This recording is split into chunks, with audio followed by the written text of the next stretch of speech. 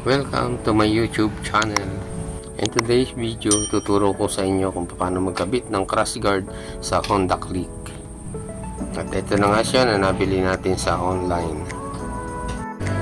At ito yung ating first step dito sa may sapitan ng helmet.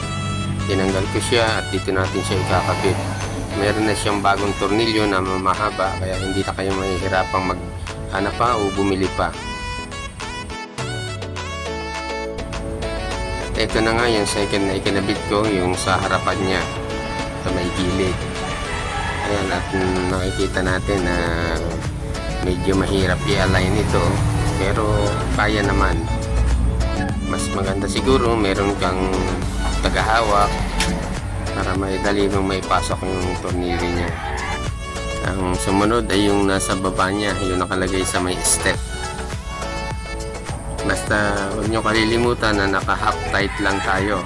Kalahati lang yung hihigpitan natin para maigalaw-galaw natin at hindi tayo mahirapan doon sa ibang mga parts niya.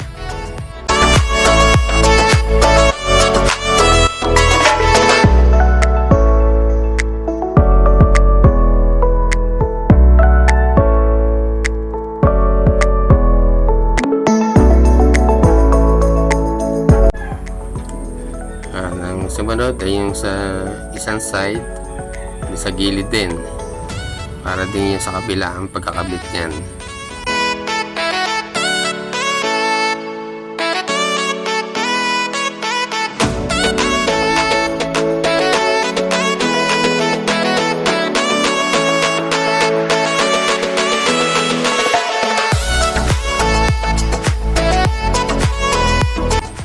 Ayan, at ibo-bolt in din natin doon sa may baba niya, sa step board niya. Ayan.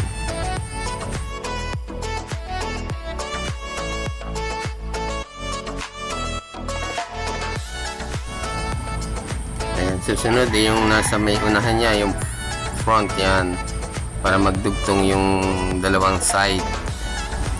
Ayan, ipinapasok lang yan guys dun sa may kabilang tubo. So, at meron din siyang tornilyo. Tigisa yung magkabila.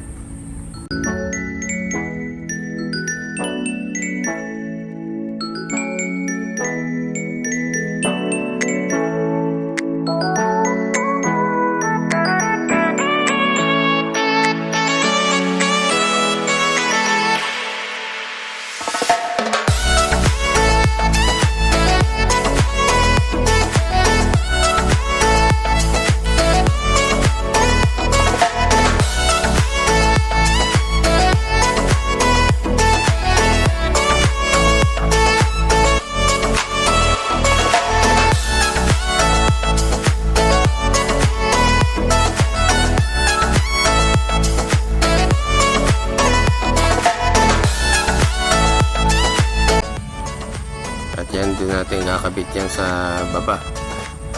Ayan, papunta doon sa may tapakan ng angkasan. Yan, tatanggalin natin yung angkasan niya, yung tapakan. Ayan, at dyan natin siya ikakabit. Yan, magpapalit ka na rin ng tornilyo dyan. Meron din siyang kasamang tornilyo. Kaya hindi ka na, wala kang bibilhin.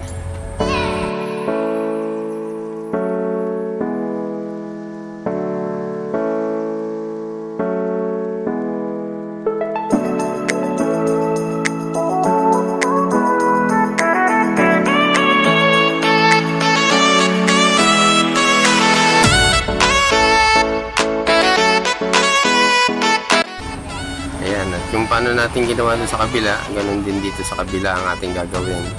Pareho lang sila. Ayan nga, tabuo na natin. So, ihigpitan na natin yan lahat para tumibay na.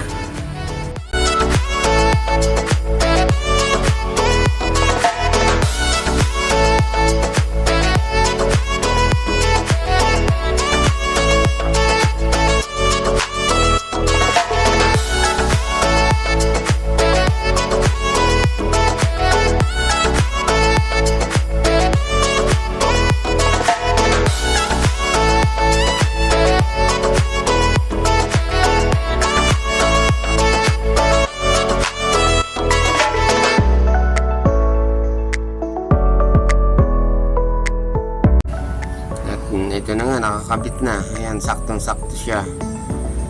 Napakaganda, dagdag pogi sa inyong mga motor.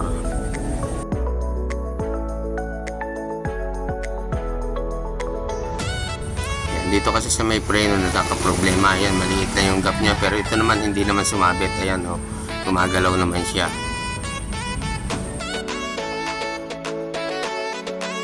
Yung tornilyo dito sa may side niya para hindi tumama siya sa body, palabas yung tornilyo.